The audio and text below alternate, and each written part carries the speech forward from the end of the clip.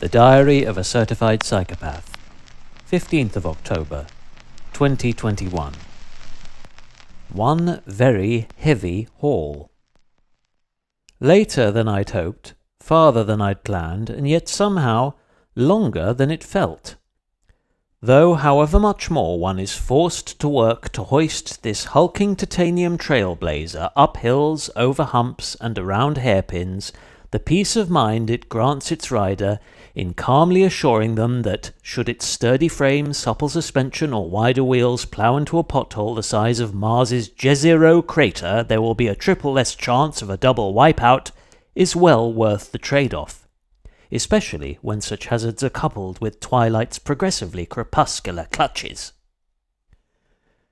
Barely had a chance to acknowledge a flying roadie who streaked past me, leaving Shoreham, on a fetchingly orange aero-optimized thoroughbred, sculpted, I suspect, by either Ribble or Canyon.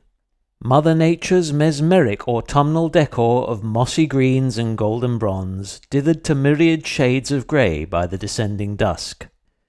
Things became a shade too dark for comfort once I'd reached Horn Lane, from where I was relying more upon the lumens beaming out of car headlamps than the alleged 800 emitted by my cat-eye vault, whose spare twin had been absent-mindedly left in the shed.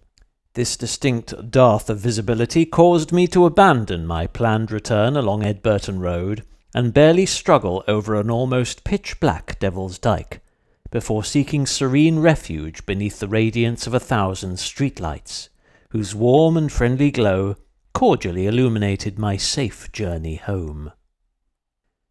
16th of October, 2021. Outdoor duty.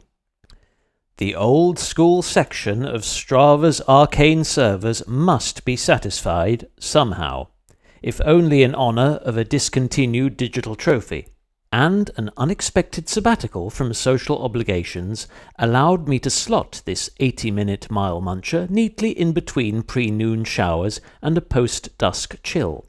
Thus meet the daily quota of 45 kilometres with a healthy supplement in the emergency account.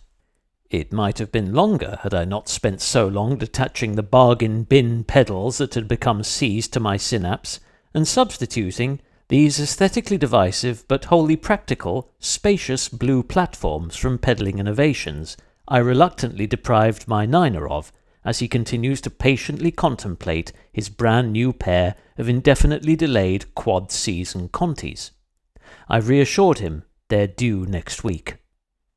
Not a great deal to comment on regarding the ride itself, other than, from what I could observe through a visor dusted with debris flung up from the drizzled surfaces, the vibrant array of ochre oranges and rusty reds that were visible only on the upper halves of avatars during my virtual tour of Old Smoky this morning were in vivid evidence all around here, as was a far fresher than 15-degree south wind.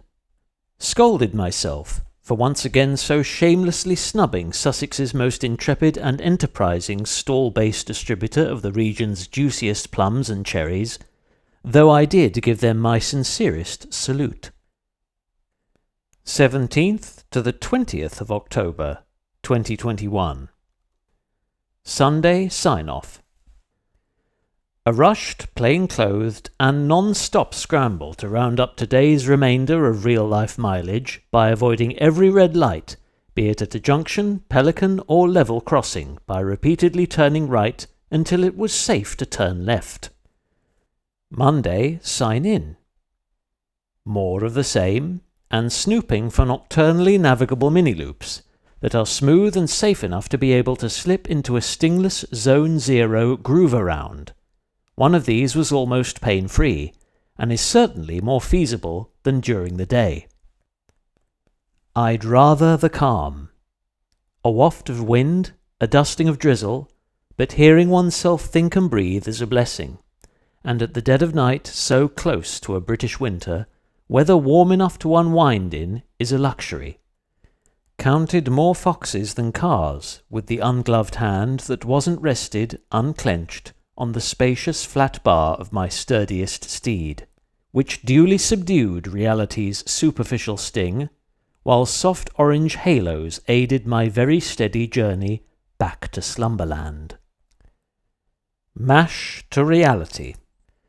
Another balmy, blustery bumper and bumpy bundle for the non-virtual vault, during which I could have sworn I smelt a beach barbecue whilst winging my way past Goring's Sea Lane Cafe on the crest of a Wild West, shortly prior to passing a large illuminated Christmas tree, proudly occupying the front garden of a detached premises along Worthing's West Parade. From summer to winter within a single suburb? What is this? Where are we? Watopia? Cursed those Brooklyn Park traffic lights for depriving me of what could have been a clear coastal sweep home. But considering I'd packed neither a spare tube, backup light, or pump within any pockets of the plain cotton clobber that I'd hastily departed in, I was happy, grateful, and relieved to be back in time for supper. For had a puncture befallen me at Ferring, it would have been a long and lonely walk home.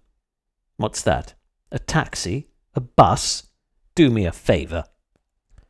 No gusts, no glory, is the most apt title a tired mind can conceive for this squally after-hours slog around the block for rations, following which it was most satisfying to park my faithful steed in his stable, collapse into a cosy bed, feel my head touch a soft, plumped pillow, and drift into a peaceful slumber replete with pleasant dreams, except I can't be certain, as I'm still awake and typing this on the tenuous assumption that my bed and pillow haven't transformed into a pile of rusty nails and superglue, or my sleep won't be plagued with nightmarish visions of 4 giant spectres on Tron bikes outside my...